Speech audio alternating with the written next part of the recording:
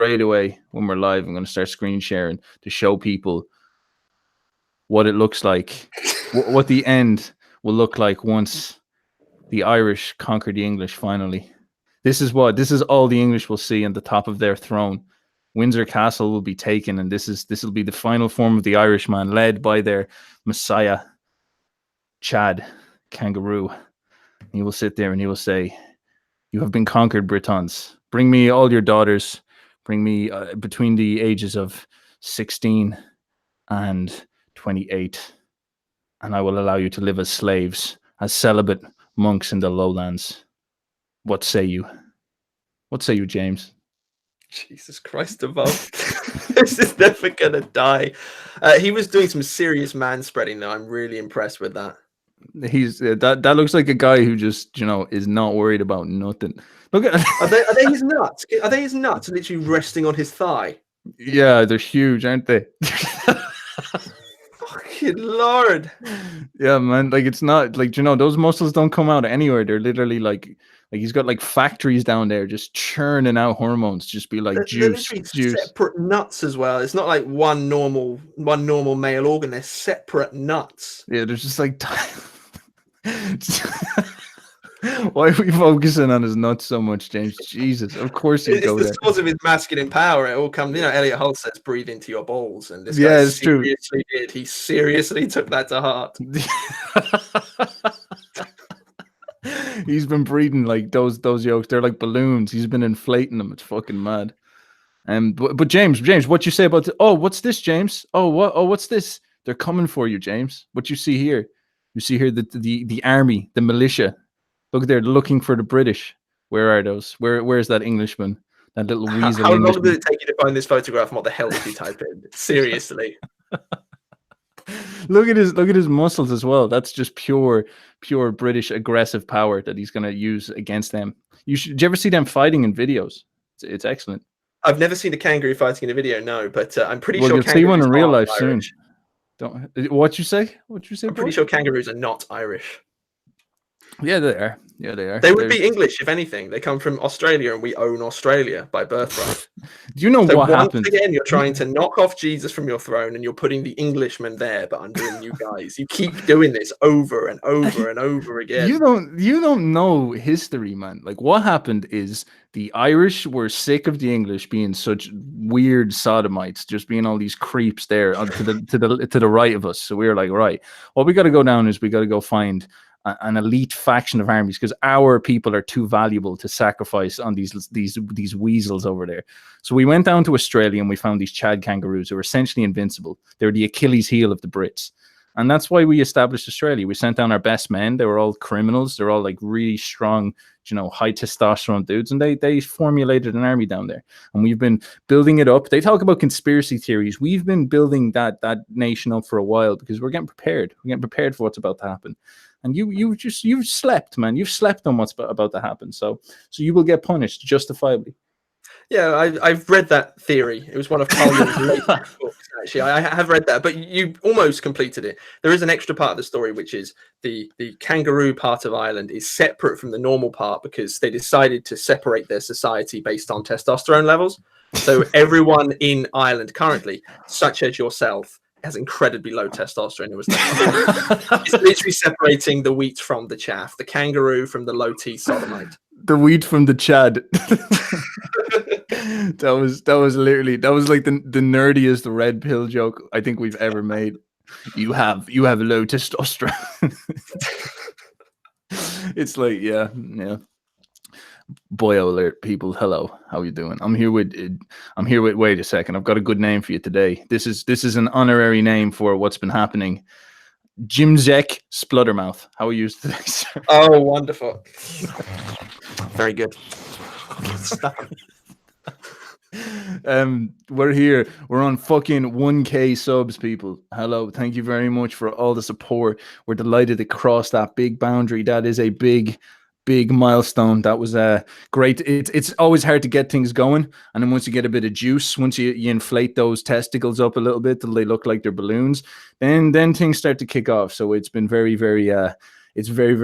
it's a big moment. Thank you very much for all the support, and we're glad we brought you enough value to make you want to get on board with us and follow our content, because we have a lot to deliver. We're only getting started, and the Chad Kangaroo only came in the last couple of weeks. Like it's the beginning of the prophecy is only started. So thank you very much. This is our party stream, and we're here to talk about the problem of evil. James, any thoughts? How are you feeling today? I'm feeling very good. That was very cute what you just did there, because they all subscribe because of me. But I will let you do the thank yous. This is true. Yeah, right. Yeah, this is just getting too rude. I don't know what to do about this. People, we're here to talk about the problem of evil. We're here to talk about the notion of God. Do we have anything else that we need to cover? I don't think so. I think we can just tear straight in, because I'd actually like to dig into this one fast. First of all, because I don't have as much time as I usually do, and second of all, because this is a fascinating topic. So I guess, James, would you like to do an intro, or shall we do an intro, or do you want to just tear straight into it? I think we should just should we tear straight into it. Let's tear straight into it. What he's going to set up in this is the notion of how Christianity defined the concept of evil. So we've talked before about this throne where you put Christ. He is the man who sits on the throne, the Messiah, the archetype of the Savior, the hero, whatever you want to say. It sits on the throne inside the centerpiece of your mind. And that needs to be there. As we discussed before, it's an archetype. Psychological law dictates that you need to have a hero to look up to, just like you need a kingdom to try save or try build or whatever. But there is another psychological law, and that is that you need to have a symbol that you project the notion of negativity onto, on the bad side of life.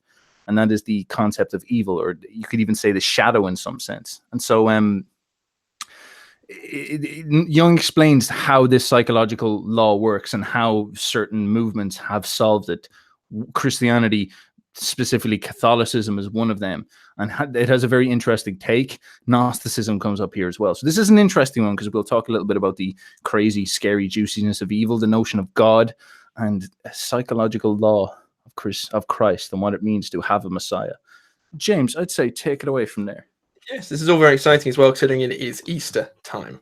Yes, so, it's all about the resurrection of our Lord. Very synchronous, as Jung would say. He set this up in the Aeons. I'm sure you can map this in the sky. Just a heads up, because it mentions the word Gnostic.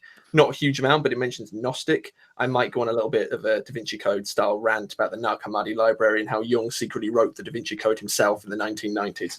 But before then, we're on page 41, paragraph 75. So here we go. And my dog, he's also very, very excited. Yes. Jesus Christ. Thanks to the doctrine of the privato boni, wholeness seemed guaranteed in the figure of Christ. One must, however, take evil rather more substantially when one meets it on the plane of empirical psychology. There it is simply the opposite of good. In the ancient world, the Gnostics, whose arguments were very much influenced by psychic experience, tackled the problem of evil on a broader basis than the church fathers. Shots fired. For instance, one of the things they taught was that Christ, quote, cast off his shadow from himself, end quote. If we give this view the weight it deserves, we can easily recognize the cut-off counterpart in the figure of Antichrist, aka Satan, aka the Irish.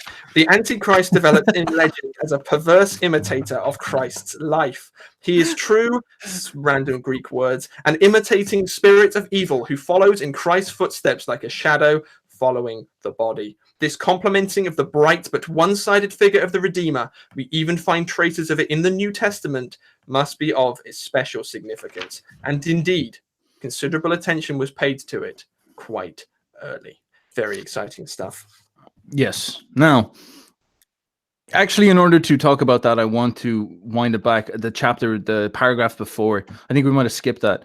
I'll sum it up anyway. Like there can be no doubt that the original Christian conception of the Imago Dei embodied in Christ meant that the all-embracing totality even includes the animal side of man. So that's from paragraph 74. What is he saying there? He's saying that the centerpiece, the mandala, the notion of who we are. So that hero that sits on that throne is a symbol of what we actually are at our truest, deepest self. It's almost like an identity crisis we're going through. So when we lose Christ, that we lose the culture hero. Say if we were Greek, we'd lose Achilles, or in the modern world, if we lose Sodomite, like whatever it is, or like whatever we're going through. Whenever we lose that hero, we go through an identity crisis. When you're growing up, you might idolize someone like Conor McGregor, for example. I've talked about this before, and he takes that place inside your psyche, and that's fine. You're allowed to do that. But part of growing up will be realizing that Connor's not Jesus, you know, and then he will have to die in some sense, and that will actually cause you quite a lot of pain. It's very hard to see one of your heroes fall. It's very hard to see one of your heroes lose their power. People, for example, are talking about they're just getting a little bit jaded with Jordan Peterson, and it's that type of thing. Jordan Peterson, for me, I was like, oh, he's a savior, he's my great god, he's like great dad and all this shit, but it's.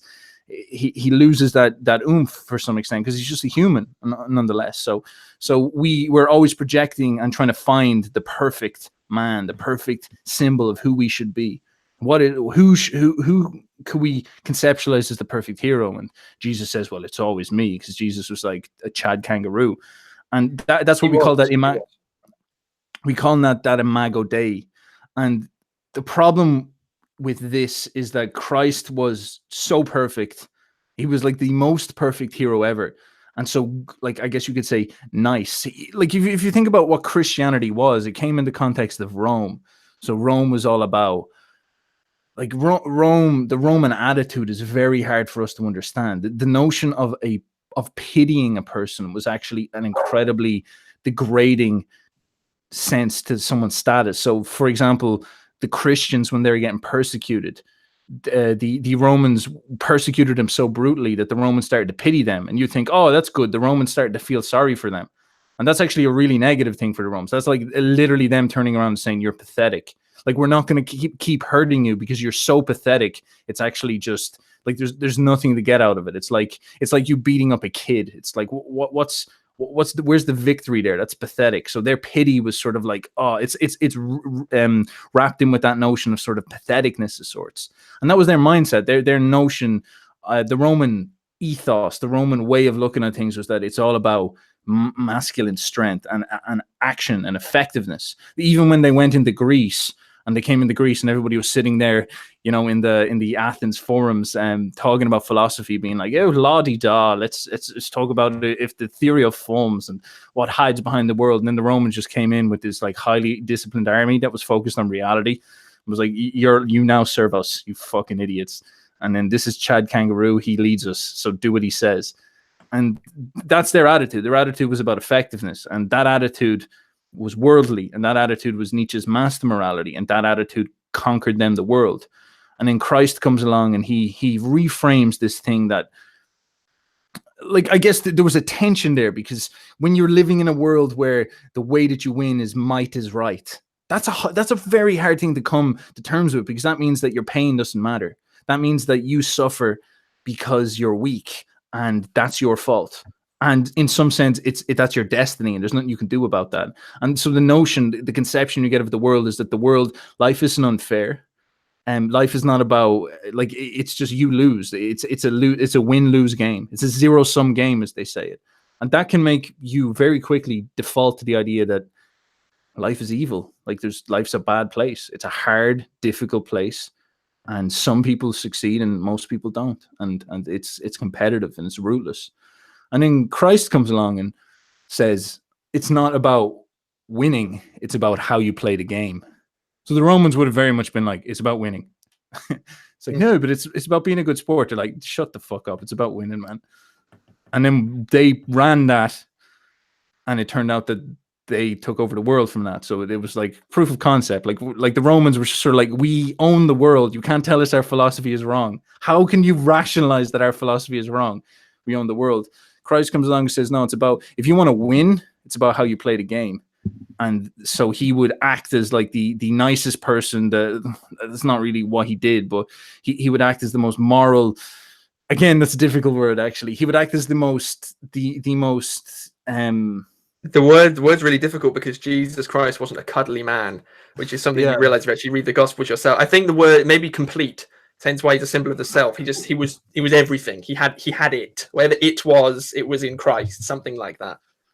It's actually very. This is a good question. It's really hard to know what he was, because he wasn't just nice. Like he flipped fucking tables and all that shit. Like he was a nasty chap when he wanted to be, and he did have stuff like, "I came not to bring peace but the sword." That type of vibe. Like he had And he that. drowned 2,000 pigs in the sea. Still my favorite story from the Bible. He wasn't a fan of pigs at all. Yeah, and He weren't it's no vegan. Jesus was not a vegan going around cuddling the animals. You see the picture of him cuddling a little sheep? That's the only one he cuddled. Now all the other ones just burned them in lava or something.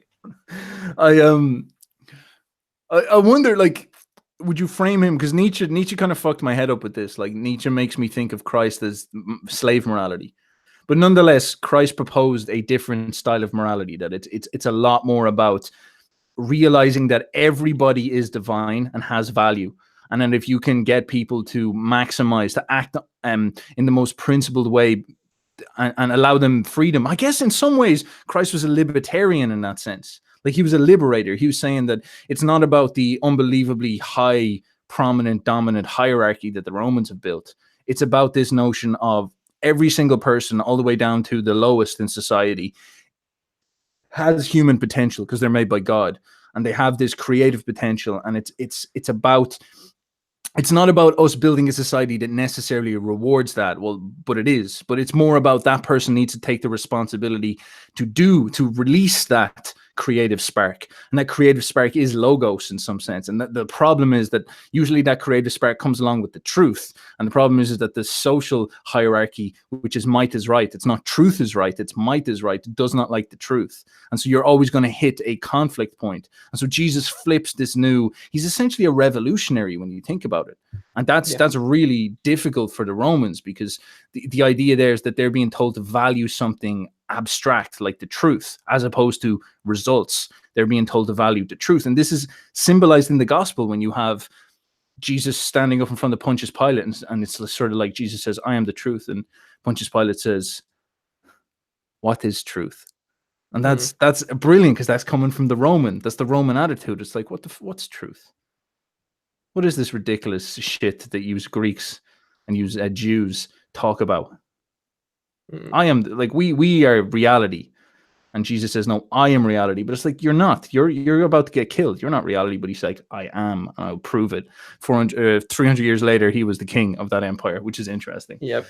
I lost my point in that big rant, James. No, it's fine. It wasn't just the Romans who disliked him. The Jews also didn't like him either, because like the Jews were there. They'd been oppressed for a very long time. They're a lost people in many ways, and they were there waiting for the Messiah to come. The time when Jesus was around, it was a time when messiahs were imminent, and messiahs were coming around fairly frequently, doing messianic things, but not really hugely. They were usually just shut down by people, or decapitated, or whatever. The Romans would shut them down. But this was a time which Jesus came into, and one of the things the Messiah was meant to be in Jewish philosophy, Jewish theology, was he was meant to come with a big sword, and he was meant to save the Jewish people and liberate them. And Israel was meant to be a Jewish little sanctuary. You know, the seed of Abraham was meant to come down and sit the throne, and this could be their little land. But Jesus didn't do that. Jesus he deviated from it a little bit and was like, the kingdom of God ain't necessarily here, it's also here. And it's not just for you, it's for everybody at the same time. So that's why the Jews didn't like him either. Nobody. He came down, nobody liked him. Not even his friends and family accepted him. This is a funny thing. When he returned to Nazareth, I believe it was, his family said like they wanted nothing to do with him. And then what his friends and family actually did to stop him making a big fuss of himself was they dragged him away and were like, "Don't worry about this man. He's literally insane. Don't worry about him." He's like, "Get the fuck off me, boys." But they managed to drag him away. He was a lonely man. Nobody wanted him. It was revolutionary. If one of the things you can definitely say about Christ was revolutionary. He was on his own, but somehow managed to attract an unbelievably powerful following, despite the fact he was apparently only preaching for 3 years and then took over the fucking Roman Empire 300 years after he died. It's like, Jesus, Lord. There's nothing like that story. Like, that is the unbelievable. That's probably the greatest story that people just like. I don't see enough movies about that. You know what I mean? Like, it's very interesting, the notion that they like, if you want to put it in the Nietzschean sense, they subverted the most powerful empire in the world and had the kings bowing to this guy who died in a stick. Like, it's an unbelievable story how that happened, how that unfolded. history is better than fiction. But this does bring me into the notion of to tie back to the text. We're talking about the notion of evil, and so we get in this conception of Jesus as as a guy who posits total value based on human divine spark, if you will, the logos and all that. And the Romans were much more about and it's this idea that the way you behave, the way you play the game, the way you act is seen and rewarded. That's how it works. It's to do with like God sees what you do, and he rewards you based on how you act, based on how you play the game. Whereas the Romans had this attitude where it was more like might is right and strategy, and you can lie, you can cheat, you can be a hypocrite, you can be brutal. This is a bit of a straw man, but it's sort of what's going on there. They're having this frame that it's more about winning, and win in whatever way possible. Morals don't matter. And so this Christ went so on principle, and so it's about how you play the game, and so about being a good sport, that he in essence started to personify this Messiah, this centralized, this hero figure as the ultimate sport, if you will. It's like he played the game the best. He didn't kill anybody. He was completely non-violent. That was something that defined the Christian movement until they took over, in that they weren't a violent revolution. They weren't like the Marxists where they necessarily overthrew in a violent way. They were very much like they would just say, you can kill me. I'm not gonna say God's not real. You can actually like make a lion eat me. I'm going to go to that singing, and they often did. It was the Romans didn't know what to fucking make of it. It's like they'd go to the gladiator forum to get eaten by lions, and they'd be like singing hymns and shit. And they're like, these fucking idiots. What's wrong with them? But over time, that it's like they're completely about having a principle, staying principled. Delusionally to the Romans, they're like, these people are crazy. I'm sending them to lions, and they're all like. Why don't they just lie a little bit? Why don't they just do the pagan ritual? Like, it's not that big of a deal. It's like, no. And so it pushes forward this almost dogmatic, insane principle, logos behavior, and it becomes goody two shoes in some sense, because it's like Jesus was bullying the perfect side of human nature into reality. It's this question. The Romans would sort of say, look, the game is, don't hate the player, hate the game. The game is about being might is right. The game is ruthless. You have to murder people. You have to enslave people. That's how you win. And then Jesus says, Jesus sort of represented this instinct where it's like, I don't care about winning. I just want to push this game and make it more of a good thing to take part in. And that won in the end, which is crazy. And now we deify him, which is fucking crazy. We built a civilization based all that off this premise. It was the greatest civilization to ever exist. And now we're in the process of doubting that. And that just goes to show you how big of a deal the whole notion of who Christ was as an identity. And the problem there is that it doesn't properly integrate what the Romans represented. Christ had to throw them away. So I'll do some screen sharing. And James, have you got any thoughts on all that stuff? Yeah, I mean, around this nice Easter season, because I've been doing a lot of thinking about this recently. Whoever might be watching or listening to this is a question perhaps you can ask yourself. It's like, it sounds really well and good to say, I would die for a transcendent principle. Because that's basically what the Christians were doing. That's what Christ did. He died for the principle.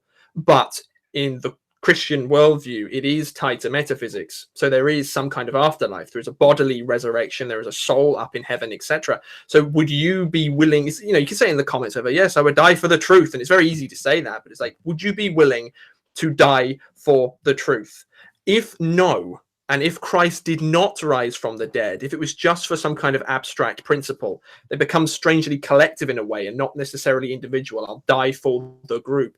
So I think the central question that all of our civilization rests on, and I think this is where science comes to undermine it, at core, it's not whether or not God exists, it's whether or not Christ rose from the dead. Because if he did, then everything he said was correct and you should follow him. You have a savior. There's the answer. If he didn't, then we're in trouble. Problem is you can't really figure out whether or not he rose from the dead based on the text that we have. This is the best that we can do. And so we have to sort of struggle. So maybe we have to adapt it and move it away from tied to a metaphysics and rising from the dead and see, does it work without that anyway? Sometimes it does, sometimes. But I just, in my our Western programming, whatever you want to say, that's really difficult for me to say, yes, I would die for my principle. Yeah. And this is a good point. So we'll have a picture up here. We'll talk about this in a sec. But this is a good point. Is that I'm talking about the idea that the Romans realized that the game was about winning, and winning meant that you can cheat, you can lie, you can bully, you can enslave. It's all about dominance, master morality, as Nietzsche framed it. And there's a good question of, is that really wrong? Like, maybe it's not. As Nietzsche said, maybe that's just the way masters think, and human suffering shouldn't be the thing we deify. Instead, we should deify human excellence. And in that way, the Romans are correct. But nonetheless, that is focused on winning the game. It's don't hate the player, hate the game. But then Jesus, I guess, arrives and he says, the game you're playing, you don't even understand the game you're playing. The game you're playing is to do with the afterlife. It's to do with God rewarding you. God, it's almost like Jesus came down and said, look, all right, God put you here as a test, if you wish. And he's putting you here to see how you play the game. And if you succeed, he's going to lift you out of this game, this beta test, and like it's like Minecraft, lift you out of this beta test and put you in the real game, which is heaven. That's the place where you get to live. So he's almost like testing to see if you're worthy of getting into heaven, which is a super interesting idea. So the idea is that Jesus came down, he acted perfectly. And what that meant is that if you act perfectly, the way that you should for the kingdom of heaven, if you act the way that God wants you to be, if you act totally principled, be the perfect player, what's weird about this game is that this game will kill you. And that's exactly what happened. But Jesus said, if you do it so perfectly, it doesn't matter. You can't get killed because God will bring you back to life. Because God made you, he's capable of turning stones into new people. He will bring you back to life. So Jesus said, all right, watch me. He goes on, he's a super cool dude. He is also God, so that's a bit of a help. And he's like, trust me, man, like I will play this game perfectly and I will defeat death. Because that's fundamentally the thing that the Romans were sort of confessing, is that, look, cheating, lying, it doesn't really matter if we win, because at the end, when we all die, like nothing happens anyway. It's a bit of a straw man, but you see what I'm saying. So Jesus says, watch this, I'll defeat even death by being a good player. And then this is where the resurrection becomes such a big deal. The resurrection is the guarantee that what Jesus did was right. If it happened, it's the most legitimately big thing that ever happened in human history. And this is why it's interesting we take this man so serious. If it did not happen, well, like, then you're sort of, it's sort of like, if it didn't happen, if he did not rise from the dead, the deal is sort of marred a bit. Because that means that, all right, you can pretend like you're playing in a game where you'll live forever in the afterlife and be saved by God, but fundamentally you're just denying the reality of what you're playing here. And I think that's what really shook Christian culture and European culture, is that we sort of said, I don't really think he rose from the dead. And the consequence of that is being like, all right, I can be a cultural Christian because, it built Europe and all that. But at the same time, he didn't rise from the dead, so it's not legit. And then that little worm of an idea just erodes the entire thing. And it's interesting that Nietzsche doesn't talk about that as the cause of God is dead more than anything else, which I find interesting, because that seems to be the kernel stone. That's the Rubicon that you go one way or the other. So I find it interesting. Nonetheless, to talk about this picture, this is a symbol of the "get behind me, Satan," the "be gone" thought moment, where Jesus says, he points at this character here and he says, "Get the fuck." This is Black Angel, Satan. He says, "Get the fuck away from me." And this is Christ, of course. So this is that moment where Satan says, "I see all of this empire, see all of this. It has been given to me. I can give it to you if you just bow down and worship me." And Jesus says, "Fuck off. I will not. Be gone, thought. I will not have it." And that is his moment of saying, I want to be the perfect player. I do not want to win the game. And this is the representative of the Roman mindset of, like, we want to win the game. And there's so many layers to that. Like, this is a big thing, but this is fundamentally where Jung points that something very interesting happens psychologically, where we split. Because before, you had all the gods like Zeus and all that. And Zeus wasn't like a super player. Zeus cheated on his wife the whole time. Zeus killed people. Zeus was irrational. Zeus was crazy. And all the gods before, they had a sort of sloppy side. And the heroes weren't perfect. Like Achilles is like a moany, crazy, murderous bastard. Like they all were nuts, and they all had this guy firmly integrated into him. Cuchulainn was just a super angry guy. And it's like this is, and Odin, for example, was a warlord. So these had integrated in them this energy of win the game, win the game, win the game. Be brutal, be willing to give, to cause death, be willing to take life. I guess this is what it is that Jesus has this frame that everybody's valuable, and in a weird way, under no circumstance is it justified for you to take someone else's life, to cause death, because God decides what is valuable and what is not valuable. And there's a weird attitude that does not fit well with war. And this is where this split happens. And it causes a split in our psyche, because then this, whatever Satan here represents, does not go away. It's still part of the game we're playing. So Jesus is now separate from the game. Like, you see what's happening here? We've got a split now where the game we're playing is owned by this guy, but we are worshiping this guy who got killed by the game, and who sort of only left us with a promise that we can't really affirm. And that puts us in a horrible position, because we have to believe in this, even though we live under the foothold of this. And that creates that massive psychological tension. And this is what I guess you could call the problem of evil. It's like, where does this come from? Why is the game like this? Did God make it this way? Who is this guy? What is going on here? Any thoughts, Jimmy Boyle? Yeah, got lots of thoughts on that. It's like, okay, so the world is clearly divided into good and evil. We'll take that as a first principle for now. If you don't agree with that, just accept it for now. It's like, okay, what would good and evil be? It's like, well, Christ was logos, right? He was logos embodied. So whatever he was good, and his promise, essentially, there is the heaven dynamic to it, which is important, because I think when you get to that level, when it really pushes you, when you're really, really struggling with something, it's like, is there some kind of reward? Is this it? Or do I just have to suffer for the sake of suffering? That is important. But in general, embodying the logos, the hypothesis with Christianity is it makes your life actually better. So like, you can take it on the scale of empires like you were doing, Steph, and I think that's really useful. But you can also take it on the scale of your own life and evils that you come across. And I have never come across in my own life a time when not embodying the logos was preferable to embodying the logos. Right. So then you can have that split between logos and everything else in the world that tries to tear you down. So purely following the Christian dynamic, it is good for you. Clearly, can you think of any examples where not following the logos would be good, with the exception of somebody offering you riches? So an offering from something. What about what do we mean by good, though? This is where the Nietzsche in me kicks off. When you say not following the logos is not good, like, for example, sex. Like, there's sort of like the logos of, say, if 1,000 women show up and they're just like, a positive eugenics program has been established and you get to procreate with all of these with zero responsibility afterwards. You've been chosen by the state. And like, in some senses, like, is that good? It's not a straightforward moral question, but in our modern world, we are drawn to the idea that sex with lots of women would be a good thing. It's like, I've won the evolutionary jackpot, but that's actually by no means self-evident whatsoever. It's like, what makes you think that's a good action? It might be an Eros action, but why is it good? That's what I mean. So it seems to, like, it's not logos. It's an Eros-driven value judgment.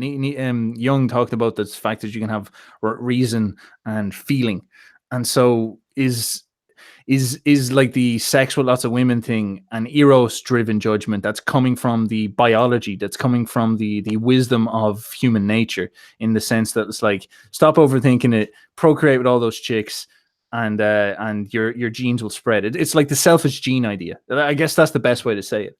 And is there a place for that? But then that's about reframing the concept of good, because what is good? Good is like, just obeying your DNA is good, but then is it like, maybe it's better to do that and be able to supply for all those people, because fundamentally you don't want just like a load of little rat kids running around with single mothers. Like, if you're going to do that, you want to have the vast amount of resources a king or an aristocrat had, where they could support the women at the very least. Like, it's that type of idea. Yeah, so but this is where it gets funny. I mean, you've got lying, for example. You would lie all the time if it wasn't a bad thing, like, because you are drawn to lie. I'm actually an incredibly good liar, and I've noticed this myself over the last little while. I'm like, I literally could fake a lot of things. Like I'm very, very good at it, but I'm not going to do it because I know it's a really, really bad idea.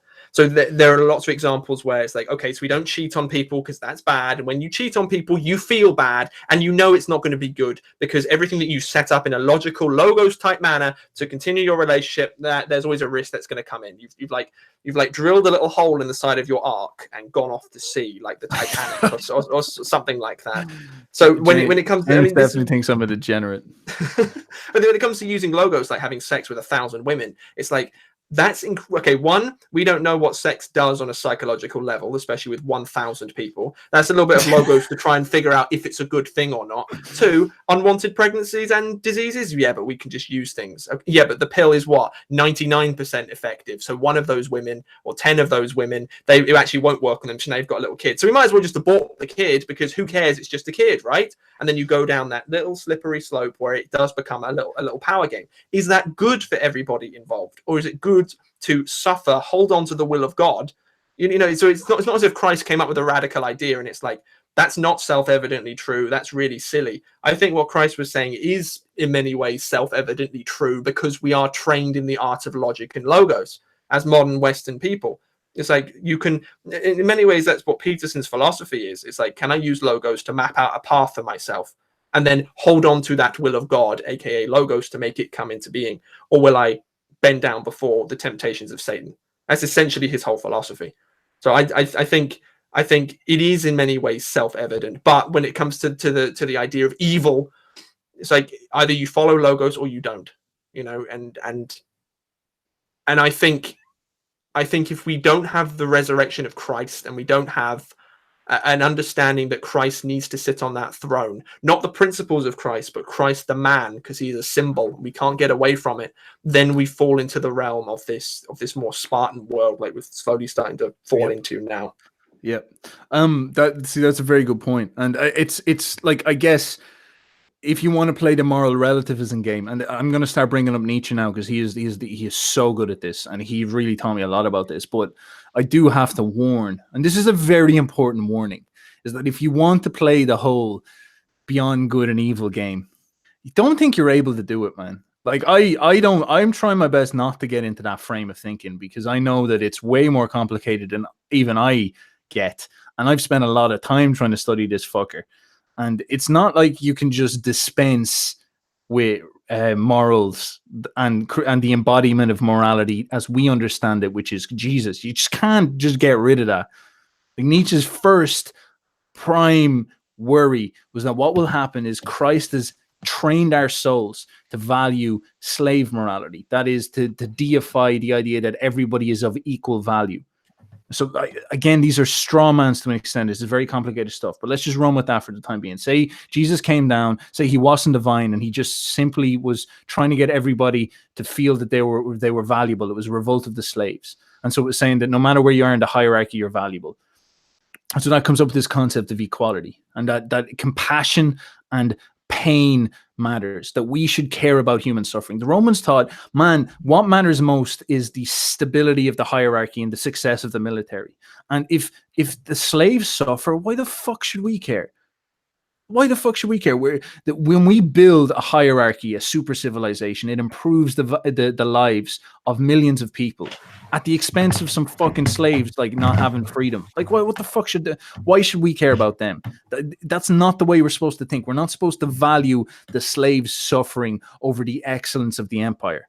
And so that's master morality. It's like excellence of the empire over all forms of, over everything else. So it's like, all right, a few slaves are going to have to die for the sake of building the Roman Empire. Like, you go to the Colosseum and you tell me that like, which would you rather, someone's fields or the fucking Colosseum that's up there? It's not a straightforward question, you know. Jesus comes down and says, look, to be honest, man, it's bullshit. Now, again, this is a straw man. It's complicated, but it's like, that's bullshit. The Colosseum is not worth this prostitute sitting here on the side of the street.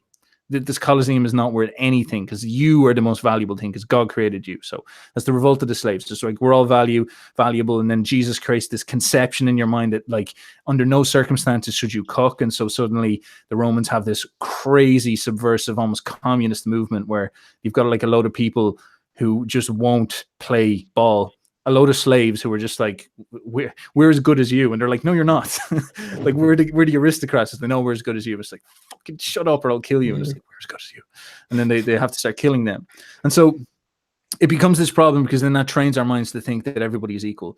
And then Nietzsche says, all right, Christianity held us in place for that. It destroyed the Roman Empire, it destroyed Europe, but then Europe built itself back up and started to evolve Christianity to suit itself. And that's what things like the Renaissance were. What was the Renaissance? The re-admiration of the Greek and Roman world. So this is where we're starting to get creepy now, because it's not like that was necessarily a Christian era, but when we think of Europe, that's what we think of. We think of, oh, the Renaissance, the beautiful art. Was it necessarily strictly Christian? It's hard to know. It seems more pagan. And Jung talks about this. And so then we get into this idea that Christianity framed that energy as evil, that energy that points towards excellence as evil, that energy that the Romans had. They said, great art, great architecture, great creations. Excellence over equality is evil. Equality over excellence. This is the master-slave dynamic, and this is the moral relativism. And when you push into the 19th century, Nietzsche says, oh, fuck, people have stopped believing in the thing that embodied the equality over excellence ideal. We've stopped believing in Jesus. We've stopped believing in God. But there's a serious problem there. Because just because you stop believing in God doesn't mean you're going to flip back into master morality. Because most of the people here now at this stage are of the slave bloodline. We have this notion of democracy where the slaves are what matters. So what we've got now is we've got all the ideals of Christianity now purified, distilled out of the mythos, and sort of rationalized in this scientific worldview, saying that the slaves are what matters. And so now we have the modern world, which is this notion. It's like a still Christian without the intellectual, the theological backup of this idea that everybody is equal, everybody's suffering matters, and all that stuff matters. So we've failed in Nietzsche's eyes to make the correct jump, which was back to master morality, back to the idea of hierarchies, and back to the idea that the lower classes should suffer. Not should, but like the lower classes suffering should not matter more than the upper classes' will to create excellent work. And that's what we're asking here when we're talking about what it seems like Jesus pushed away. It almost seems like the Antichrist is that return of that excellence over equality thing. But then to me, it's weird. It almost seems like the Antichrist could actually be the failure of the post-Christian world to lift itself up into the Ubermensch dimension. And instead it's fallen down and taken the Christian stuff, taken away the notion of God matters and all this. And it's kind of like we've degraded into turning everybody, equalizing everybody. Communism is a great example. Like this is something really interesting to think about. It's almost like Christianity was held a very good balance between the two. So I'm kind of confusing things now. It was like Christianity allowed us to become excellent, but it also gave a dignity to everybody as well. So it was a good balance. And I don't think, this is my critique of Nietzsche, I don't think he steelmans that enough. But what happens is, instead of, when we freed ourselves from Christianity, instead of doing what Nietzsche said was the right thing, which all the atheists don't talk about because they're fucking retards, which is bounce up into this master morality again and then make things like super excellent, Roman style. Instead, we fell down into the super equality thing, and that was like communism. And what did that turn out doing? That was this idea of everybody's equal, but nobody is divine. And that ended up in just being like a mass murder. And every place it happened was a genocide. And that's a crazy, crazy, crazy, crazy thought of, is that the Antichrist? Is that thinking the Antichrist? You know what I mean? Mm.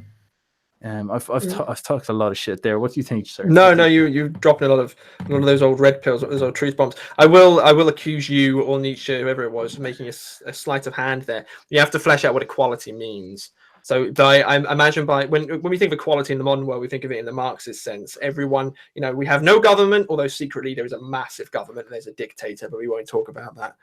We have everyone who's exactly the same and treated exactly the same, regardless of what they do. Right? The Christian worldview isn't that. Isn't quite that. It's like everyone's equal on the level of the psyche. Everyone starts off with a default level of respect, we'll say, or a default level of value. and then you can either gain or lose value based on your own individual choices. So there is still the idea of the logos which transcends it, which is like we are all equal, but there is a hierarchy of where we should be going. Now that's based in metaphysics to keep things together. Now I do wonder if in this modern world, if now that we've lost Christ, or apparently so lost Christ, we've lost logos. So what does that leave? We're all falling apart, but we're remaining in the equality camp. The reason why we're staying here, is it because it's easier to go down this route rather than to live like logos? Because living with logos is incredibly difficult. You don't get to do anything that your biological impulses tell you to do. You have to think things through, and that uses a lot of energy. You've got to study an awful lot, and you've got to surround yourself with people who are thinking the same way in order to keep your morale high. So I wonder if, because that was so difficult, now we're just going to default into equality mode easy version, or equality mode anti-logos version, which is fueled by the Eros. And the Eros, for example, could be resentment, or could be hatred, yes, or it could just be basic power plays. So I've seen people, for example, equate Christianity with communism, that Christianity led the way for communism because it's all about equality. I don't think so. I think it's a consequence of Christianity dying, the logos dying, and that now we can, well, everything's wonderful, equality is great, because it is by first principles. So now we're going to set up a communist camp, a communist state, and we, all the whole political correct nonsense, because everyone must be treated equal. The narrative sort of changes. So I think it's a difference in nomenclature of what you mean by equality. You brought up two fantastic things, sir. Thank you very much for that. That was, and I lost my train of thought a bit, and you brought me back. So thank you. That was great. And the first one is, of course, and it's very clear in the Bible. And this is something that, this is a bit of a red pill. The Bible says you will be judged on your deeds. You are all equal before the Lord. You are all equal. You all have the equal opportunity to be judged on your deeds. That does not mean that you are equal. It means that you have the chance to be judged equally.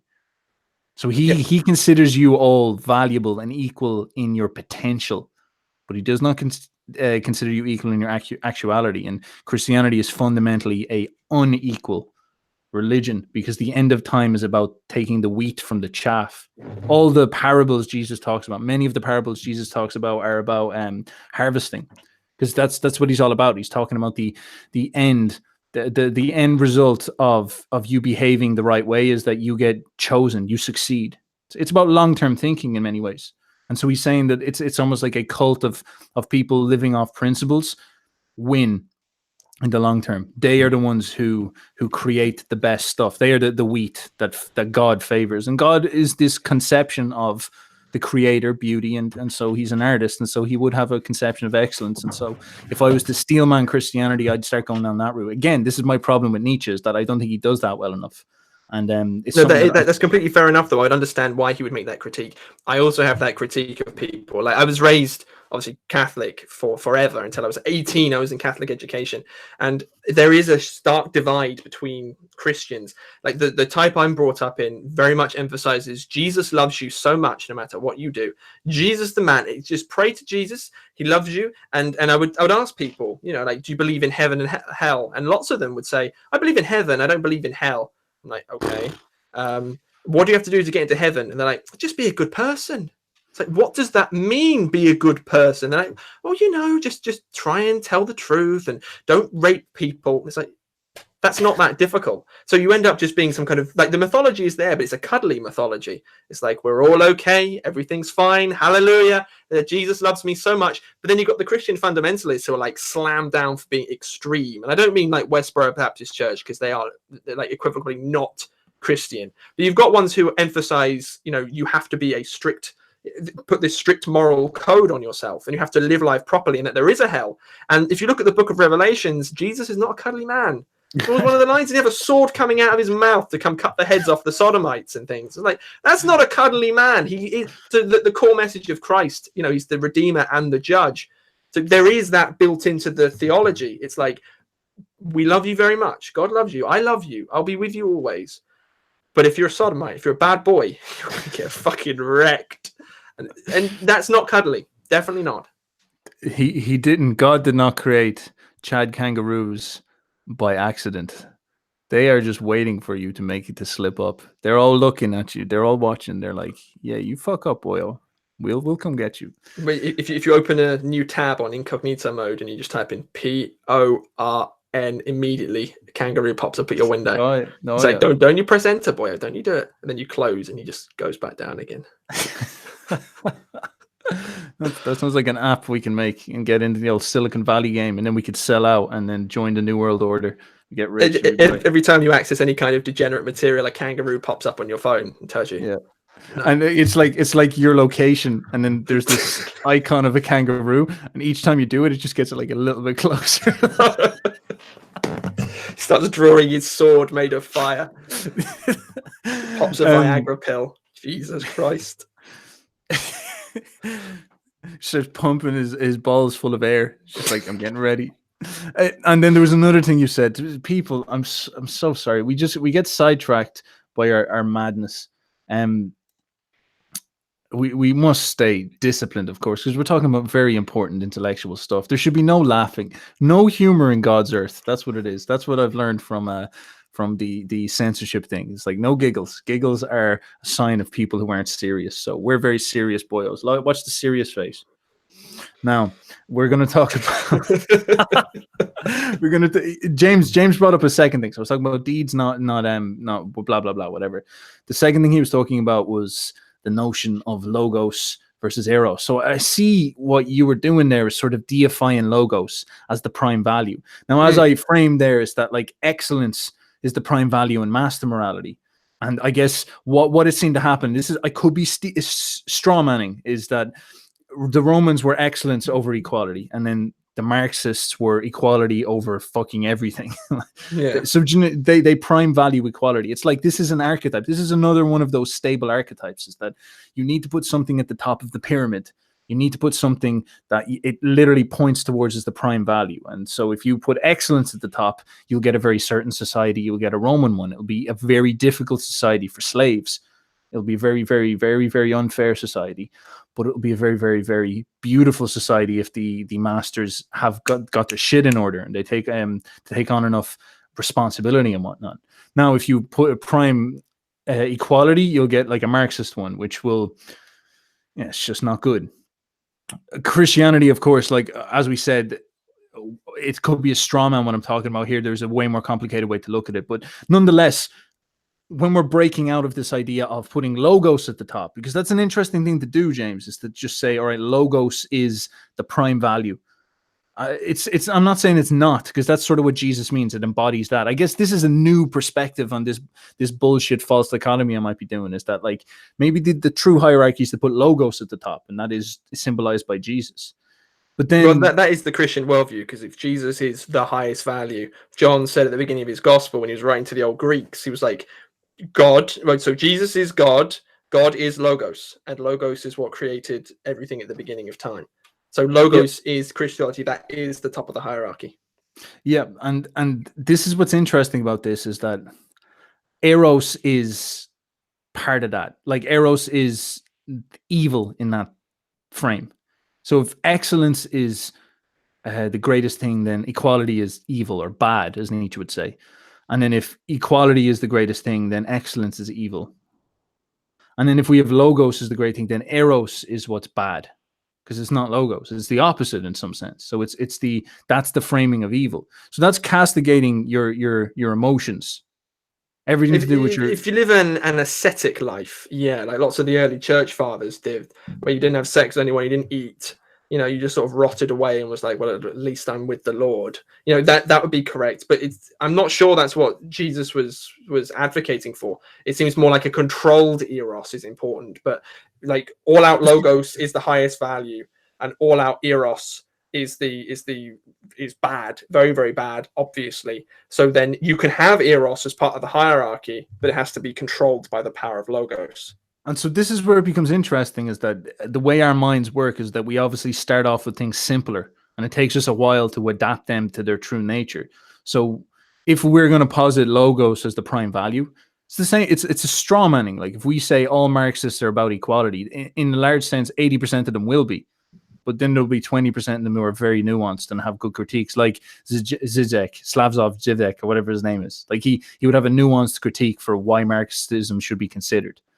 And then the same with the Romans. Like you'd be like, oh, they're all about excellence and they hate slaves. It's like there'd be plenty of Romans that would be super nice and amiable to people who are lower classes. It's not like they were monsters. Pontius Pilate was apparently a lovely man. He didn't really want to crucify Christ. And he was like, no, don't. I don't want to crucify this man. He's done nothing wrong. And then it's just the Jews who are going, crucify him, crucify him. I've read some conspiracy theories. This is always good fun. I was going to get into the Da Vinci Code, but we'll save that for another time, where Jesus was actually a Roman citizen. And that's secretly why Pontius Pilate didn't want to. But like regardless, they did, at least to their own people, they were nice to them. I think the master slave becomes a false dichotomy, because we've never had 100% master, 100% slave. It is somewhere in between. So you will find elements of one in the other. Do you see what I'm saying though? Is that it's more to do with the prime values. So if you're picking excellence or equality, you will get 80% of people who just see it as black and white. But then the higher up you get someone like Pontius Pilate, who was like, all right, look, I'm not going to kill this guy because that's not going to help improve the excellence of the Roman Empire in any way. Like, it's just a retarded thing to do. But at the same time, like, it's not that I like really care about Jesus that much. It's not like I'm like, oh, equality over uber alles. Do you know what I mean? It's sort of just like it's mitigated, it's nuanced. And so this idea with Christianity is that, of course, on some sense, there is this framing as logos as the prime value, and that's the directive that it's pushing us there. And I guess this is Jung's critique in some sense, is that we have, in a very large sense, pushed Christianity dogmatically towards this idea that logos over alles and get rid of Eros. Eros is evil, because that is fundamentally what the devil started to represent at some point. Now, it's, in one sense, he was deception, but in another sense, he was this idea of Eros. And this is where we get into this doctrine of privato boni, is that human nature and the nature in the world is made of Eros more than it is of logos. So this is an interesting idea. Like paganism deifies Eros, for example, quite a lot. Eros is the world, and this is our instincts, and this is where evil comes from. Evil comes from the world. And so the idea in Catholicism with the privato boni, as I understand, is that the only reason evil exists is because we don't have enough logos. We're not logos enough. You know what I mean? And that's an interesting idea. It's like the world is dark, and then Jesus comes in, or like logos comes in, human excellence comes in, and it casts light on that. And it's a really cool way to look at it. And so all of our instincts are nonsense, and they have no intelligence whatsoever. And we need to come in with logos, and that it stamps intelligence on it and gives it a purpose and a place and all that. But when you think about what Jung learned, is that there's something very, very intelligent about our nature, such as the fact that our dreams have intelligence to them, which is fucking crazy. And there is this ability for you to obey your emotions, and they will help you in a way that your logos can't. Like, for example, your logos can get caught up perhaps in over rationalizing, but in some sense, when you get angry, it's a good thing to obey that from time to time in a sort of tempered manner. Like, you might be a super nice person, and then your boss might start bullying you. This actually happened to someone I know, and they kept on saying that they'd always come into me and complain about their boss. So this was the type of person, and I was getting sick of it. Like, I'd be disagreeable, so they come in, they complain to me about their boss, and I'm like, I remember one day I was just like, shut the fuck up. Like, stop coming in every day and complaining about your boss. You're taking stress out of me. It's horrible. I hate coming into just coming into the same room and talking to you, because you're just going to complain about your boss. Go confront him. And she was like, I'm scared. I'm like, are you angry? Because, like, is there a part of you that's super angry? Because I know there's a part of you that's super stressed. And she was like, yes. And I was like, let that anger talk. And so she went in and she let that anger out. But it wasn't like, she didn't go in and Fight Club scene, start punching herself in the face or something like that. She went in and she just tempered it, but she released it to some extent. And the Eros of that moment carried some intelligence in it. And that's weird, because that's not necessarily a logos moment. That's like you releasing the Satan for a moment. Do you see what I'm saying? That's like you releasing Satan for that brief second and saying, go do your thing, and then pulling him back in. So there's logos to the way you control it, but it's not like logos over alles. And that becomes problematic. And this is where it becomes interesting with this excellence equality dynamic, is that your emotions, releasing your emotions, working with your emotions, can drag you down into a negative place, which will frame as communism. It's a failure to deal with your resentment. Whereas if you release your emotions and properly deal with them, I guess add logos to them properly, it will push you towards excellence. This is an astounding idea, because your resentment, if you understand it properly, is telling you that person you hate is better than you, and you need to do something about it. You need to become more excellent. But if you misunderstand that, if you don't deal with your emotion, if you're Eros properly, that will bully you down into this idea that that person's evil. The only way I can get catharsis from that is by ripping their skin off their body and smashing their skull until it breaks. And that's a really big question, is that there is this monster that lives inside of us that is fundamentally truly there and can't just be blocked out the way that the Pravado Boni suggests. It's like we just need logos to shine light on human nature. It's more like human nature is the source of almost all of our power in some sense. Like, it's a really weird idea. Is it logos that gives us our power? Is it almost like these emotions bubbling up out of us, these flames, these passions are the source of our creative energy? And what we need to do is learn how to steer them, as opposed to just simply suppress them out of the place. So do you see what I'm trying to paint there? Yeah, it's definitely a complicated problem. I'm going to apply Aion theory to this. So Christianity, in Aion theory, with the movement of the stars, Christianity is not like the be all end all. This is the way we have to be, and we have to go back to specifically Christianity, because the next Aion would be the unification of opposites. So it's like maybe that's the problem you're trying to solve just a little bit early or a little bit late, depending on when we change Aions, logos and Eros, what that relationship should be, because it's complicated. But I'm actually gonna change, because we're actually getting bogged down in logos, I think. Using logos to try and solve these problems. I'm just going to ask you straight out a moral problem. Stefan, do you think concentration camps are evil? You fucking dick. Now I have to talk about this shit. Yep. Do you think they're evil? Oh, fuck you, man. Obviously, I have to say yes, because I'll get kicked off YouTube and our overlords won't like it. But... like, what is a concentration? This is the end of the lectures, because you're about to go on a serious rant. Yeah, of course, you fucking dick. Why did you ask me something like that? And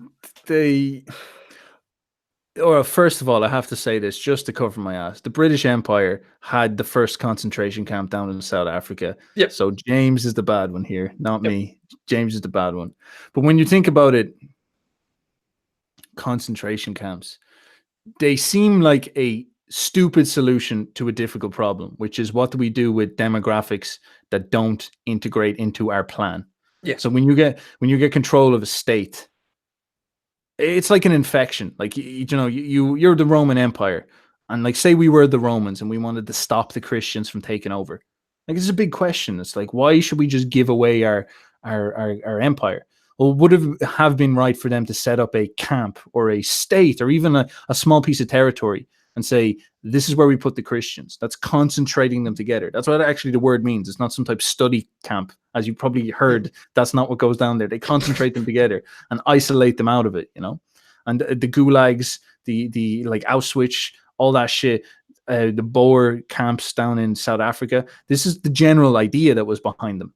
They weren't necessarily death camps. They were more just like, get those people out of there. And what usually would happen is negligence would set in, because it's a value system. You value the hierarchy. And then when you isolate people who aren't helping the hierarchy out of the hierarchy into their concentration camp, you usually start neglecting them because you don't value them. So it's like, the Germans, for example, they had all those Jews, and then they started getting bombed.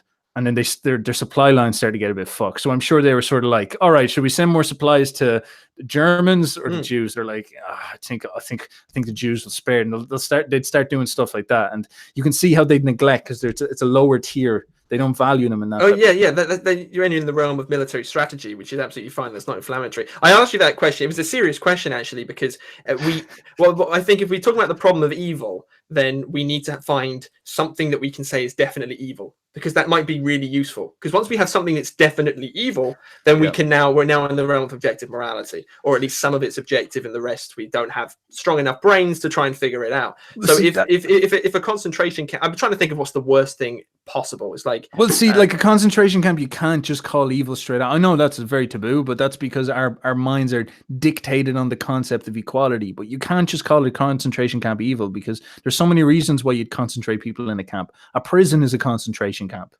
Yeah, you're absolutely right. You are absolutely right. But I should have said a concentration camp. I should have said seeking a certain person out, or seeking a certain demographic out specifically to put them in a camp, to torture them, and to conduct perhaps experiments or make them go through with things for the sole purpose of making them suffer. I'll put it like that. Well, yeah. Because there are shades of grey of concentration. We're not going to defend concentration camps, whatever, but there's obviously there's military strategy. Duh. Anyone with any understanding of history whatsoever understands that these things are dodgy. You have to go with the best interest of your nation. It's always happened.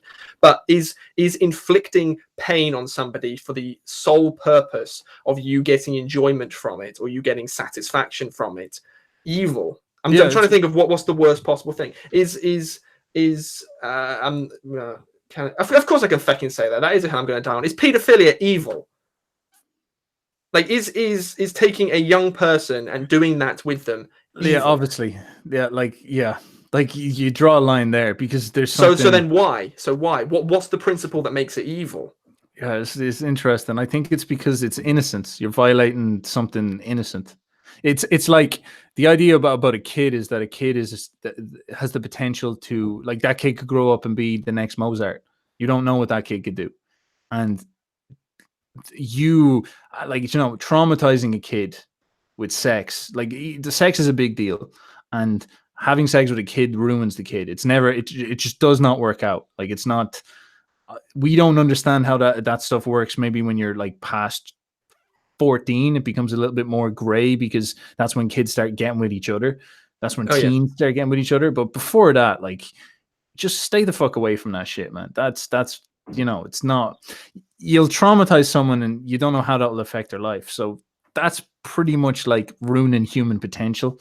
And that instinctively deep down, that there's something wrong with that. Like, that's just sickeningly wrong. Like the type of thing where you'd love to, like, get the person who does that and, like, delete them. Do you know what I mean? Like, they're the people who go to the concentration camp, and then it's like, oh, suddenly we stop sending food to that concentration camp by accident. It's like, that's the type of energy those people attract towards themselves. And that's an interesting thing, is because what is like, on some level, that is human excellence. On the very, very distant, foggy future, it's like human excellence requires the excellence of the fulfillment of the potential of its children. And if you just fucking rampantly allow creeps to run around your society violating children, well, that's destroying their potential. So what if it's your enemy society? You fucking dickhead. No, I'm seriously not trying to trap you, because I don't know the answer. That's why I'm asking. Because within, no, I know you're not trying to trap me. That would be okay. I know you're not trying to trap me. I'm just more worried about fucking YouTube being like, oh, look at these guys talking about pedos.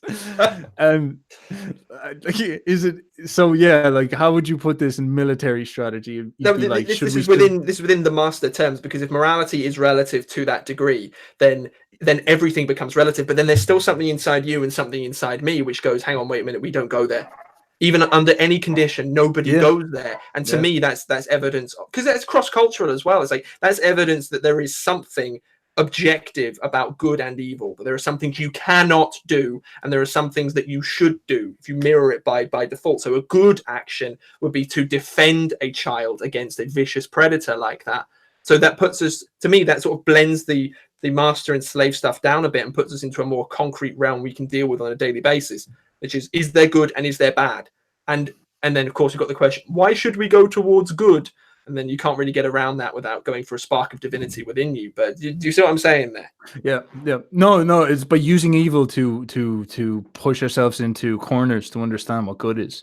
It's a very good, like, this is shadow work. It's fundamentally like if you wanted to take over a culture, would you start by sexualizing their children as young as possible, then when you invade them, murder all their children. Like that's what a lion does. When a lion takes over another lion's pride, he eats all the cubs, and it's that type of idea. It's like Yes.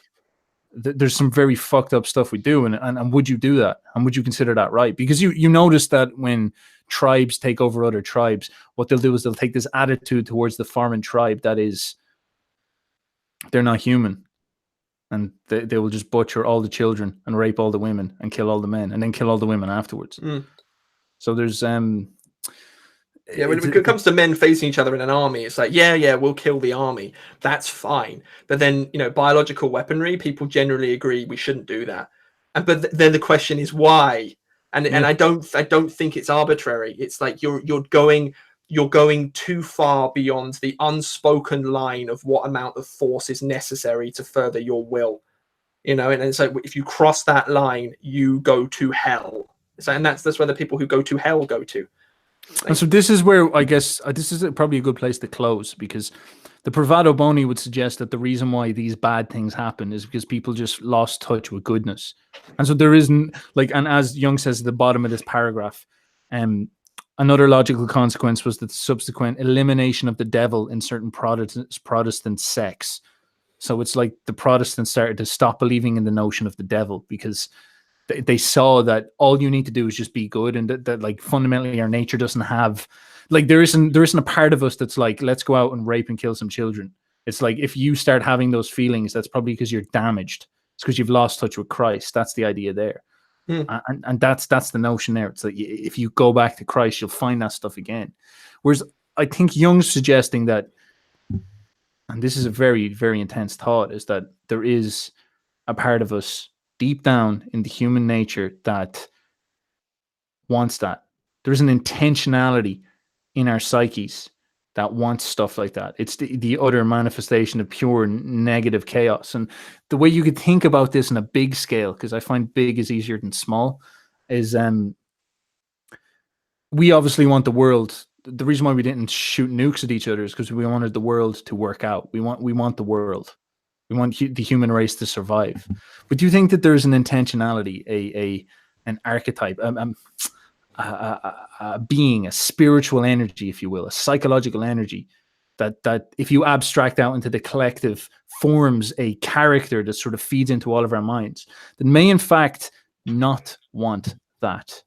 Do you think there's perhaps a force speaking to us through memes, through our dreams, that's actually trying to steer world history towards the deletion of the human race? And not just the deletion, but the imprisonment, the unbelievably deep amount of suffering of the human race, and then the eventual demise of the human race.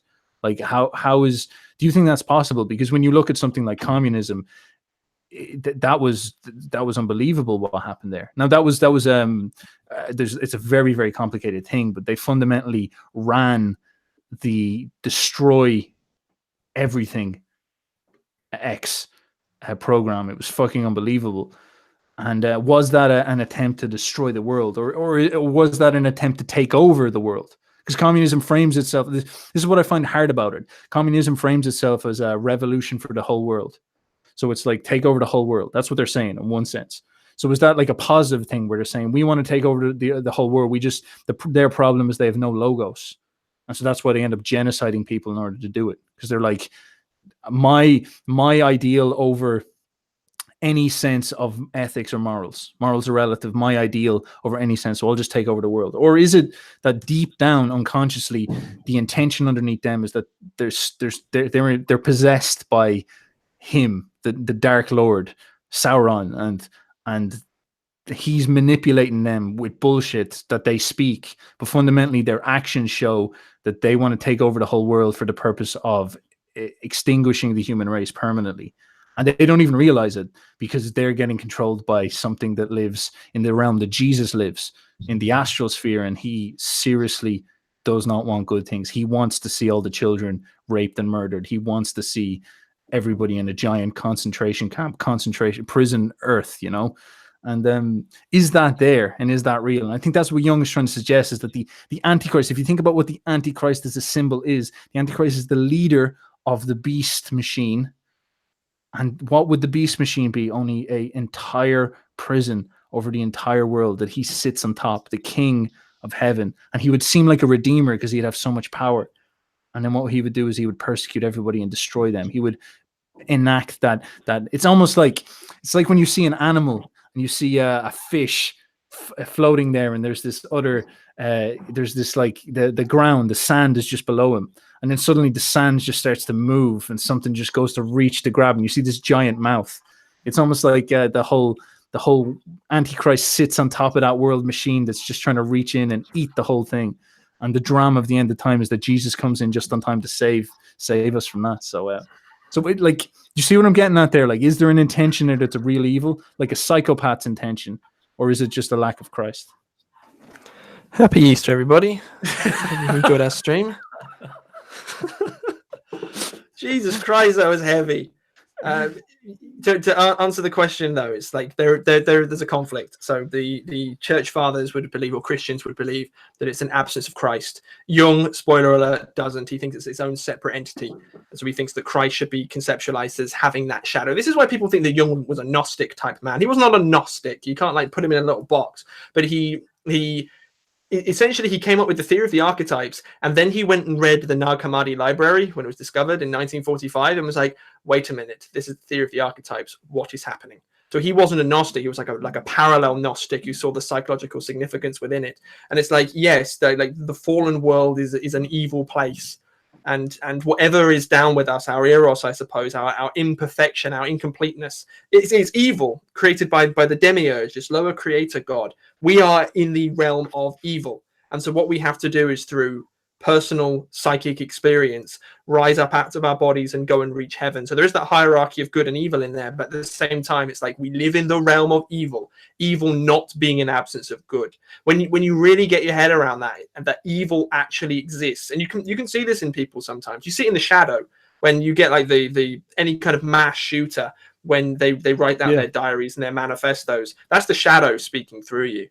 Like, and that shadow reaches all the way. It's what Jung said. Shadow reaches all the way down to hell, but what's at the bottom of the psyche is the self. So that makes perfect sense, that if there's, like, your ego, we'll say, which is a projection from the self, which is Christ, as Christ being a symbol of that. If you flip onto the other side, the opposite of your ego in many ways is the shadow, and that must have a source too, going all the way down to the opposite of Christ. So it's like we are going around in our lives. This is why I don't like the cuddliness of modern Christianity, at least where I'm from. It's like, Jesus loves you, and then it's like, yes, Satan wants to rape your children at the exact same time. You've got to have both songs going at the same time. And no one wants that. No one wants Satan coming to rape your children. Jesus Lord, this thing's terrible. Get it off. We should write that song, man, and just make a church where we play that. Satan's coming for your kids. That's your new song idea. That is brilliant. That is so gas. Oh, I have such an image in my head right now. Jesus Christ. Satan wants to rape your children. Satan wants to rape your children. And now everybody together. Satan. This is where the Chad kangaroo comes to stop him, thankfully. So we do have a savior. Yeah, thanks. Which lets me sleep at night. Just walks in. I'll get, look, people, we're going. Okay. I think we should end it there, sir, because I think that was a fantastic talk. I think we covered a lot of stuff, and we'll just have to tear into it next week again. We'll do some questions now, and in the meantime, I will look up a picture of Chad Kangaroo just to get a bit of catharsis out of that heaviness. Sounds marvelous. Yeah, right. Just wait there 1 second. Do a bit of a Chad Kangaroo. See, I keep on typing in Chad Kangaroo into Google, which is a little bit retarded. It will happen soon. I'm slowly infecting Twitter, because I've returned to Twitter recently. Slowly infecting that with the Chad Kangaroo, and it seems to be taking hold. Check out James on Twitter. Oh, but meanwhile, check out. Oh, okay, here we go. You can see this here. This is clearly the Irish kangaroo versus the English kangaroo. The English kangaroo is trying to give him a hug because he's like a cucked Christian, and the Irish kangaroo is slapping him, being like, "Don't you realize that Satan's coming for you?" Oh, look at this. What is this? What is this? I don't know. It looks like an Irishman trying to just play an instant game of football, and then the Englishman comes and tries to sodomize him like catch him in midair to sodomize him. It's like, oh, mate, look, I got one, mate. I got one. He's moving fast, though. He's very fast. He wants This guy's just like, look at his face. He's just like, what the fuck is going on? Questions, people. By the way, this is definitely an Englishman as well. Hello, James. You should do your hair like that, my man. You should do your hair like that. How does that even work? Jesus. He's not even got any ears. What is that? He's replaced his ears with kangaroo hair. People, this is now the boyo haircut. If you in any way follow this channel, you must have this, or I'll ask you to stop following. Like, what? Look at this. Yeah, when we set up a church in the future, we're all going to have that haircut. We're all going to sing our little nursery rhymes about Satan. And then the priest at the front's going to be dressed like a Chad kangaroo. It's going to be disgusting. This is, I'm liking how this is going. Yeah, there he is. Look at him. That is such a great. I'm actually going to save that right now. If you forgive us, there, people. Save the photos. I just don't see any. Yeah, there he is. There, boyos. Yeah, it looks like that's it. All right, let's check questions because I've got stuff to do. Not a ridiculous person. Let's see. All right, popping through. Doom Honey says, "Boyo alert." Hello. So from Iceland, COD Wars, keep them going.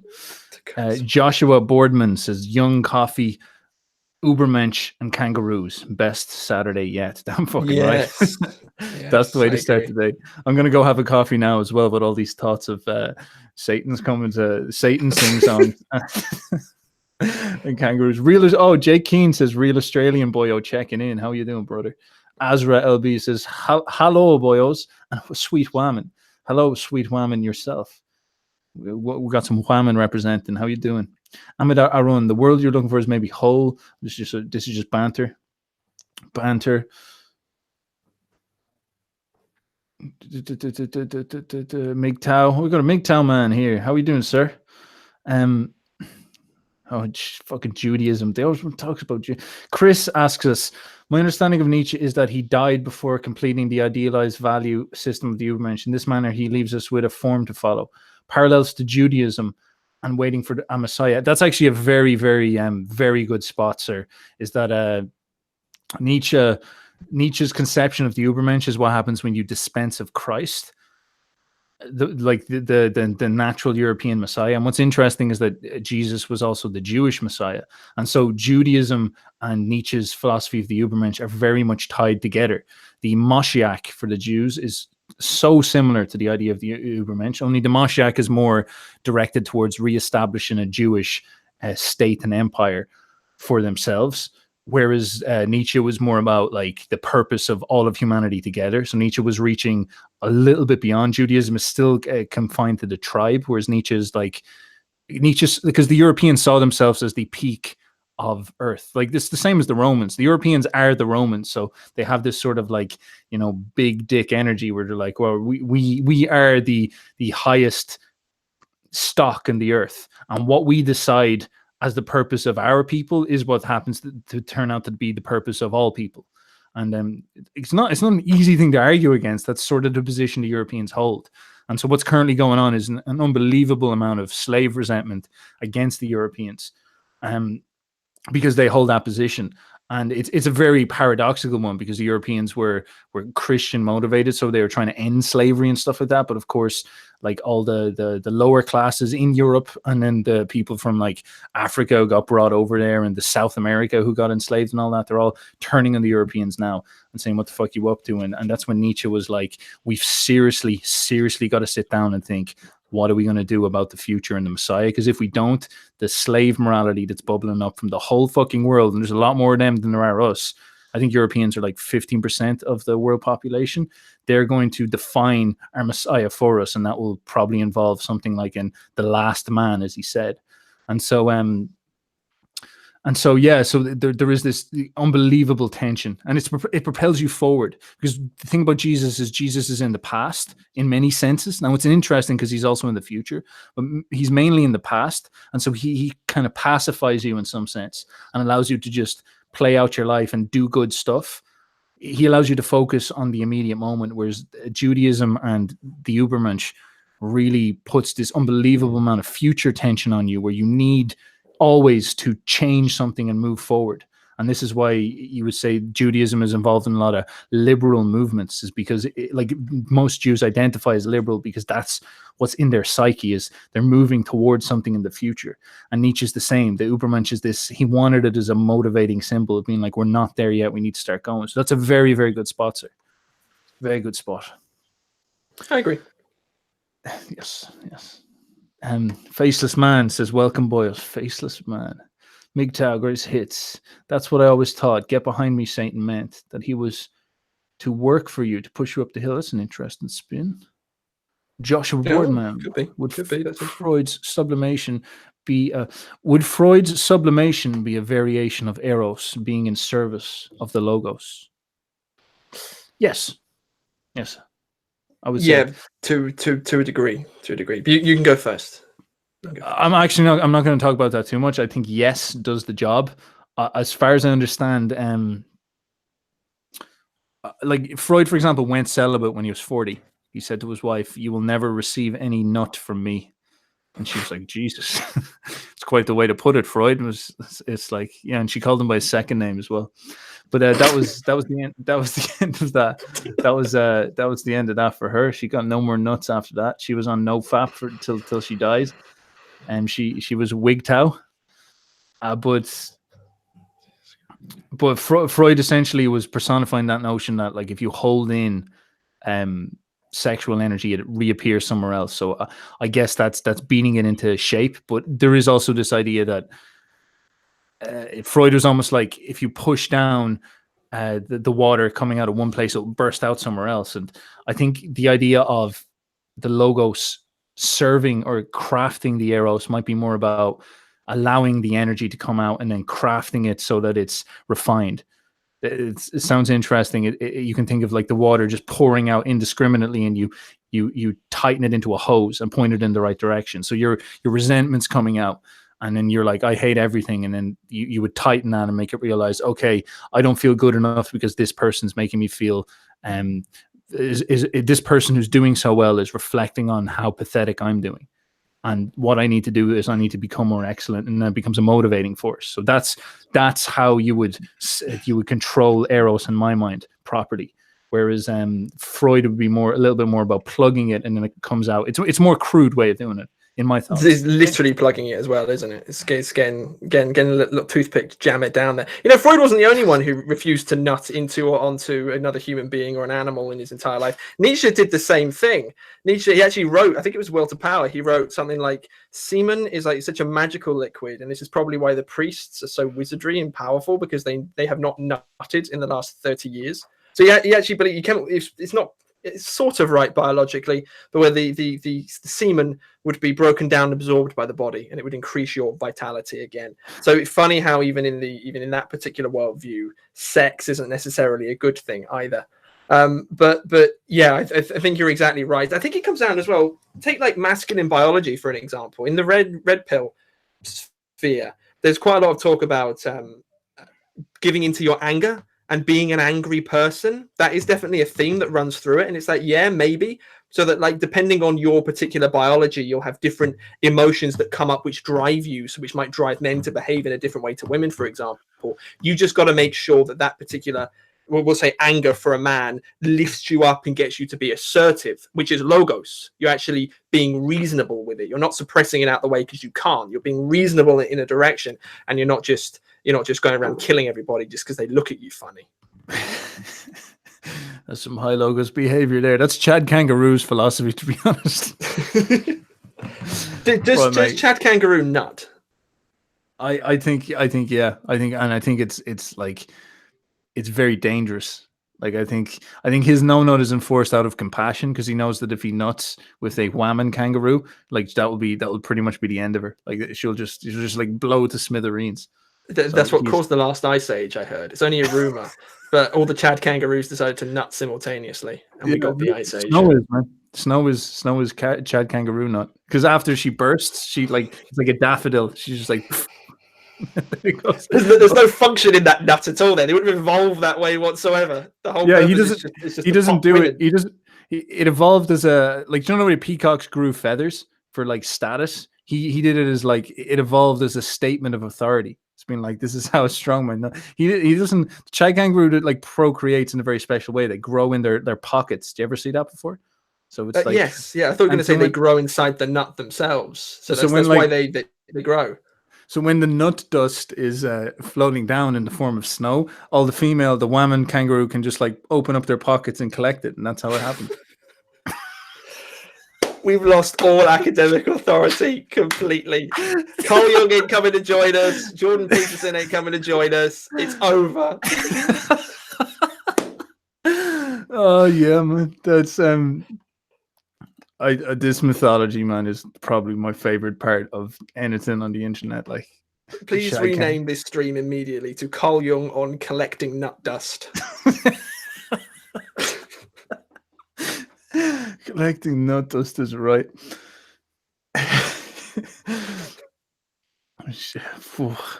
Okay, where were we? Girls end up liking 2 girls, 1 cup when they get older. What? Where did that come out, faceless man? What? I've met one. How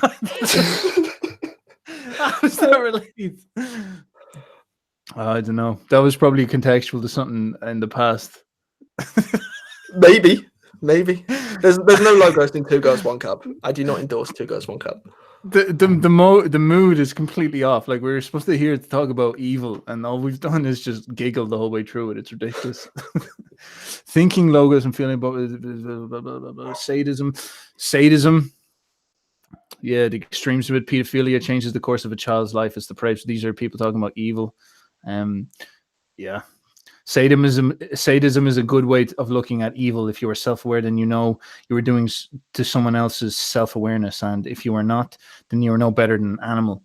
This is actually something Nietzsche again reframes with the moral stuff as being like the great creators of society, the blonde and ruthless Aryans that he was always saying the Germanic Teuton tribes were like, that would come in and just like take over a village. Like the Vikings, for example, they would just go in this orgy of violence inspired by Odin. And it was just pure sadism. They just get in this bloodlust and kill everybody, all the men, and rape all the women. It was just like, they'd have no guilt whatsoever. He said there was almost an innocence to it. It was like childlike in their ability to just release that emotional thing. And he would wonder about it so much because in some sense, like we would think that like it's unbelievably twisted and evil, but he was saying that they had so much creative energy because they were such great physical specimens. They had so much rootless creative energy that they were the only people capable of building cities.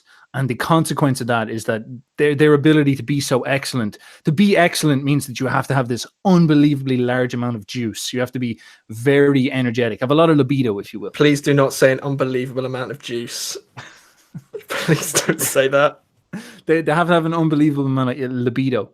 And the problem with having so much libido, because that's enough to push you up into the sphere of excellence. Because to create something excellent is hard. But the consequence of that is that it brings along with it savagery. It's a monstrous energy. And that's, Nietzsche said, so like, would you stamp out that monstrous energy if it meant destroying your ability to create grand societies? And that's fundamentally his question. Just because you think it's savage and animalistic, and it's a very anti-Christian perspective, does that not necessarily, like, what if it's tied to the thing that is the best in you? A quote I saw today was, the great eras, the great epochs of our life is when we rebaptize the badness as the best in us, from Nietzsche. Again, I'm going to have a little bit of a problem with that. I'm not going to push you too hard. It's just a Q&A thing. But it's like, it's making it seem as if the only way to achieve great societies is by setting up concentration camps and letting Chad kangaroos run around everywhere. Anything that's not Christian. And I'm not so sure that's the case, considering we live in, I mean, I'm in Ireland at the moment, which is a terrible country, but we live in Western civilization, which was built on Christian principles. So surely that's it. But then at the same time, it wasn't completely Christian, I guess. We did have slaves, and we did have monarchs ruling over people, and we did have serfs and all this stuff. But slowly it's changed. Although I may have dropped myself into a fecking trap there, because just as we start to equalize things more, things start to fall apart. So forget I said all of that, and we'll just move on to the next question. This is Nietzsche's, and it's such a difficult critique, as Nietzsche says that the best parts of Christianity weren't Christian. The Renaissance was not a Christian movement. It was a pagan revival from the medieval times. the early parts of Christian, like the empire constructing. And it could be a straw man. Like, who says Christ was saying this is how you? Who said Christ said this is everything you need in order to build an empire? Christ is just saying that if you want to understand how to act in your life, look at me. But he doesn't necessarily say, I don't know. It's a complicated thing, and I know I'm framing a lot of it as anti-Christian, but it's not. I don't think Nietzsche's trying to do that. Nietzsche steered towards that, but I think what I'm trying to rationalize is that it's more about what you value. So Nietzsche's saying that I value excellence over everything, and if the excellent man, if the man that's required to make excellence is a monster, so be it. Allow him to be a monster. Now, can we teach him to somehow tame his monstrosity towards excellence? Perhaps. Perhaps that would be the perfection of mankind, would be somehow taking that taming ability of the slave morality and shooting it toward and taking a great man and teaching him how to sublimate his Eros towards excellence instead of just going around raping and killing people. But at the same time, like, don't sacrifice the monster in you for the sake of equality, because then you might lose the best in you. And that goes for human culture as a whole. And that's an incredibly intense idea. Well, you've just basically said integrate your shadow, because that's what that means. It's like you're a weak little weirdo until you integrate your shadow, which then you become dangerous. So yeah, that sounds like a completely sound idea to me. So yeah, you're right. Christ wasn't all about building empires, but at the same time, he wasn't a pacifist. I don't get this when people say Christ was a pacifist either. So, but of course, this is where we get funny. It's like, if you want to have somebody who's the literal son of God to sit atop your throne, we have what? 4 books, like the 4 Gospels, and we've got all the letters of Paul, and half of them are even written by Paul, apparently, which is really upsetting. But we've got all that to tell us about Christ and the way to be. It's like, is that the be-all, end-all? You know, is there wiggle room for other things? And I guess that becomes a problem. But then at the same time, I really think when it comes down to it, and you can blame this on Christian programming and Western programming, when it really get into the nitty gritty of what excellence might mean in terms of an empire, I doubt you'll want to go that far. I really doubt it. There's something evil that seeps into the heart of that, which benefits some people over other people. And by evil, I do mean that barbaric, sadist element to it, where you can, this is what happened. This is what the knights were doing before they had chivalry. They would go onto the battlefield and they would de-spine people. It was like the word of it, saying they would rip the spines out of people. And then there was some French bloke in the Catholic Church were like, no, young child, no, young knight, you must be, you must control yourself. So not only did they lower down the amount of de-spining they were doing, which the Christians didn't like de-spining very much, they actually improved their military capacity. You ended up with the Knights Templar, and they did not nut, man. They didn't do anything. They were just barbaric warriors towards a cause, which is logos. So it gets complicated when you get into the realm of an empire. I don't think you can put it split down the middle of like, you lose your empire if you follow Christ, you become a hippie. I don't think so. I think Nietzsche was being a bit fluffy there. Yeah, I don't disagree. Like, as I said, there is a problem I find in Nietzsche where he strawmans Christianity to an extent.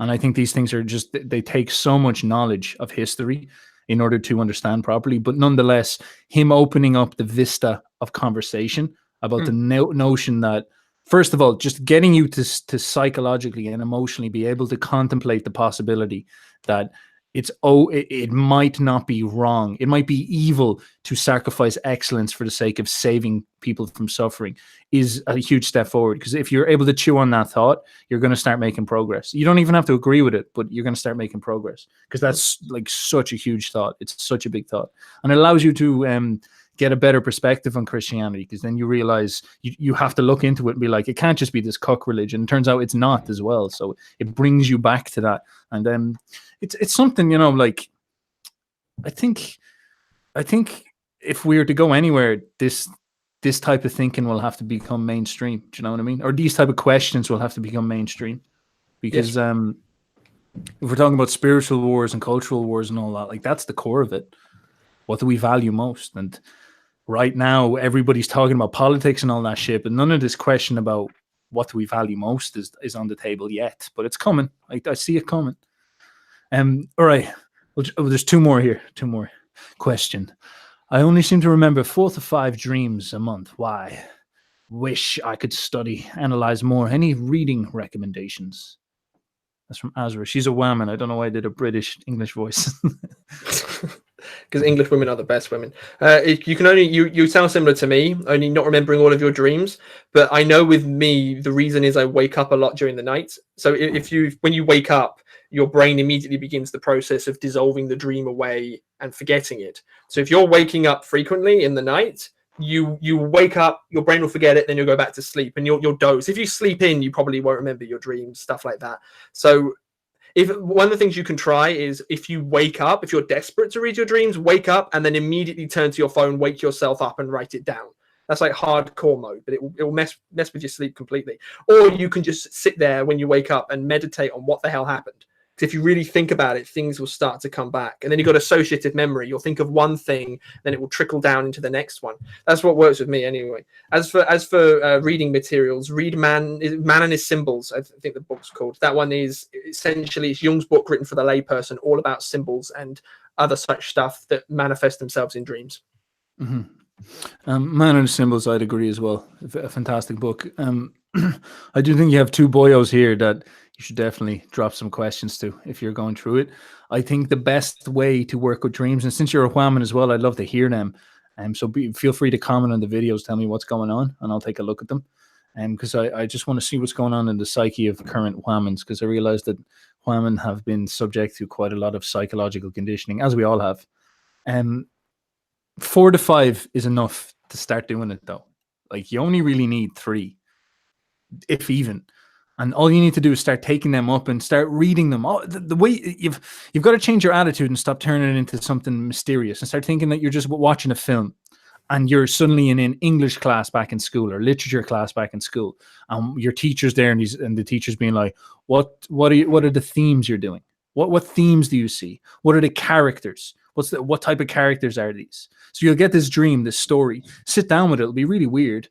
And then sit down with maybe 2 other ones and try cross compare and say, what themes are showing up? Almost, and you've got to think of it like there's a little Hollywood set of writers sitting in the back of your mind. They're writing these like allegories about what's going on in your life right now, because it's too hard to sum. You can't sum yourself up with like a couple of sentences.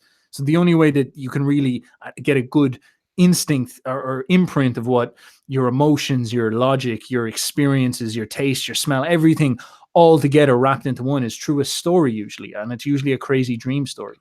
And then it gives you this really good ability to get perspective. So what you got to do is think that you're looking at like a Hollywood movie that's running underneath you at all times, and you just get to peek into it every now and again. You can ask yourself, okay, what characters are at play? What's getting featured? The same ways you'd look at Hollywood now and say, oh, well, it seems like a lot of women characters are at play, and what a lot of these women are doing is that they're getting raised up at the expense of the masculine. So it's about deifying the feminine and reminding the masculine they're bowing out and all this. That seems to be a thematic. It's very thematic in Hollywood right now. Look for stuff like that in your own life. You'd be astounded. You saw my last video, the second last video I did on the cult of logos, and that's a perfect example of what goes on. Like, you read through a lot of dreams, and this is from different people, and you start to see themes among the different people, and you're like, this is fucking crazy, but it starts to form into a story, and you'll have something like that going on. I guarantee you will have something like that going on, because that's just the way your head works. You're living in a story as it is right now, and then that's the way I'd recommend. So 4 to 5 is plenty. Maybe at the end of every month, sit down for a day, good Sunday or something like that, and just do a bit of storytelling to yourself, you know. Could you talk about what the anti-logos is, Jimmy Boyle? Well, if you picture what logos is, it's actually complicated to define. So logos, I think it was E. Michael Jones who said this. If you look up a Greek English dictionary, it takes up 5 pages. So which is mad. So logos has lots of definitions. It sort of just forms an essence, and the essence is generally reasonable or truthful speech, logic, rationality, coherency. So us two having a conversation now would be logos, but then logos also applies to certain other things as well. So we'll take, this is crude, we're going to take the act of making love, making the sweetest love to another human being. There is a logos to that particular act because it has, and this is, I picked that one because it's going to be a bone of contention, which amuses me.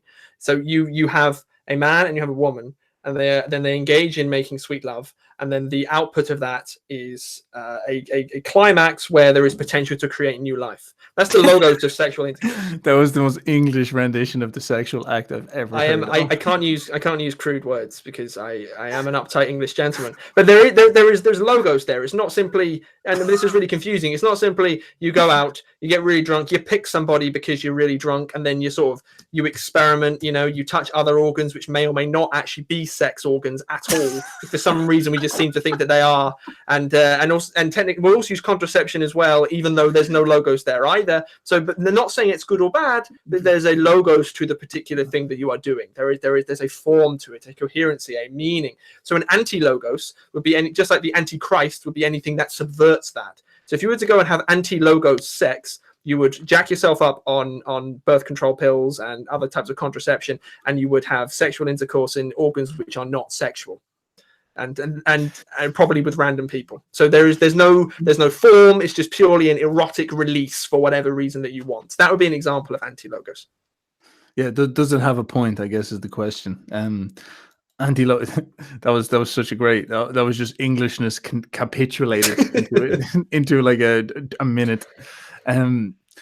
It is a question. Anti-logos is lacking logic, lacking point, lacking directive. Like music is highly logos orientated, but if you take the logos out of music, you'll get formless music and it sounds shit. The music you like is almost always highly logos. It's mathematical the way you break it down. The great novels, for example, they found are fractals, which is astounding. And this would be something that the writer wouldn't really understand. They just start writing stuff down, what feels right to them, and then they would have a logos to it and whatnot. So there's like a point to everything. It's that type of idea. It's Jordan Peterson is a very famous meme where he's like, how would your life change if you decided everything mattered? That's a big question. If everything mattered. And what does everything mattered mean? It's that everything has a point or a purpose towards something. And if you lived in that way, what would happen? Things would go fucking crazy, because that means everything you do has to be contemplated, being like, does it serve the higher goal or anything like that? Anti-logos would be the opposite. If you want to get fundamentally, it'd be like nothing matters. It's nihilism. And so when you go to music, it's not about making music to hit on the logos that is amazingly written into the way that energy waves combine together to create harmonies that soothe our souls and stimulate our emotion. It's not about hitting that the best we can. That's not what it's about. It's about representing the fact that there is no logos. So you start to wear away the nihilism in that type of sense. And I guess there is a logos to it in some sense. The point is to prove that the world is pointless. And it becomes a funny little weird paradox thing. But fundamentally, it's like entropy. You can think of it that way.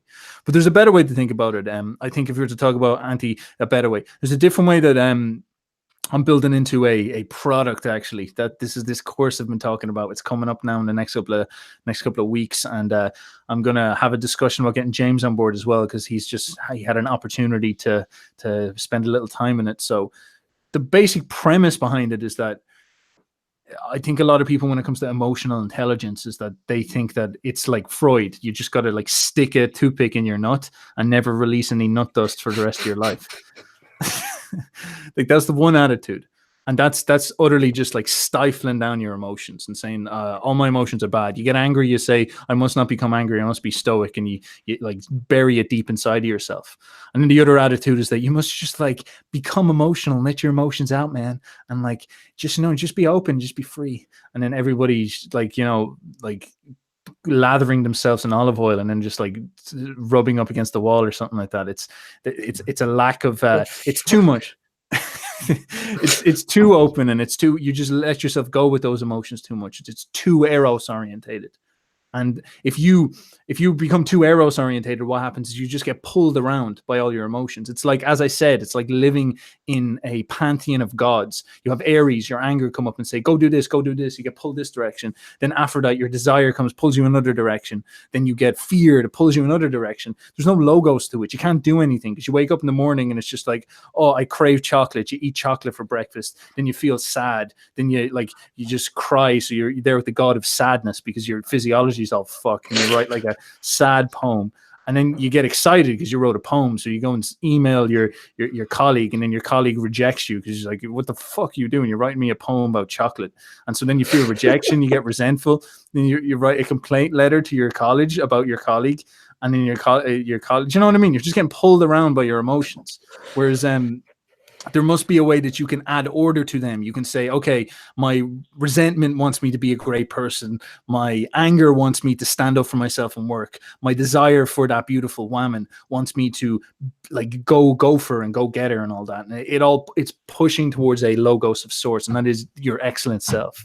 And this is what I describe as a logos way of dealing with your emotions. An anti-logos way would be, as I said, just allowing them to take you around. So it's I guess it's cucking to some sense. It's a very hard word to pin down. And what you'll find interesting is it's very related to the like boyos written in Greek looks like logos. I like that thing. Yes, it does. It's something you can play with quite a lot, and it's like it serves an instinct in you that wants order. So that's the way to think about it.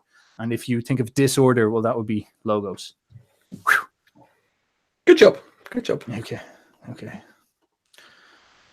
How did Jung come up with the idea that things in the psyche will inevitably balance themselves out? Happy Easter, Alex. I actually don't know. I'll have to look that up. That is a core of his psychological law. Nazarene beats Ishtar is pagan. Damn straight. People, we're going to bounce. I got to go. I got to go celebrate Easter. Talk to you later. James, any last words? No. Goodbye. Oil over and out. Please, if you see any snow, realize that it's not dust. Do not open up your belly pouch because you will get pregnant by a Chad kangaroo. Although that's only if that's a bad thing.